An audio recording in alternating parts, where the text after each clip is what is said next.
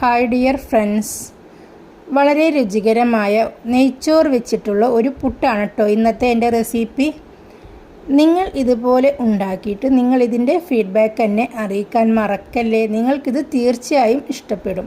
നെയ്ച്ചോറൊക്കെ കിട്ടിക്കഴിഞ്ഞാൽ കളയാതെ ഇതുപോലെ ഫ്രിഡ്ജിൽ സൂക്ഷിച്ചതിന് ശേഷം പുട്ടുണ്ടാക്കണം എന്ന് തോന്നുമ്പോൾ നമുക്കിത് മിക്സിയിലിട്ടൊന്ന് കറക്കിയെടുത്താൽ മാത്രം മതി, പുട്ട് റെഡി.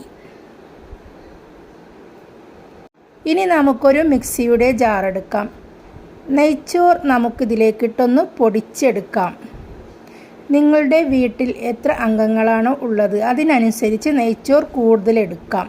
എന്നിട്ട് ഇതിലേക്ക് നമുക്കൊരു 1/4 കപ്പ് അരിപ്പൊടി മാത്രം ചേർത്ത് കൊടുത്താൽ മതി.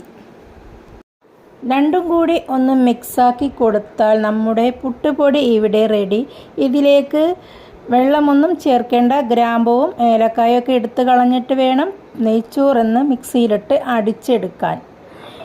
ഞാൻ പുട്ടുകുറ്റിയിൽ പുട്ടു നിറക്കുന്ന വീഡിയോ എൻ്റെ കയ്യിൽ നിന്ന് മിസ്സായതാണ്. അതുകൊണ്ട് നിങ്ങൾ അരമുറി തേങ്ങ ചിരവിയെടുത്ത് പുട്ടുകുറ്റിയിൽ തേങ്ങ ഇട്ടതിന് ശേഷം ഈ മിക്സ് നിറച്ച് കൊടുക്കുക. എന്നിട്ട് പുട്ട് റെഡിയാക്കുക. ഞാനിവിടെ ഈസി കുക്കിൻ്റെ മേലെ എൻ്റെ പുട്ടുകുറ്റി വെച്ചിട്ടുണ്ട്.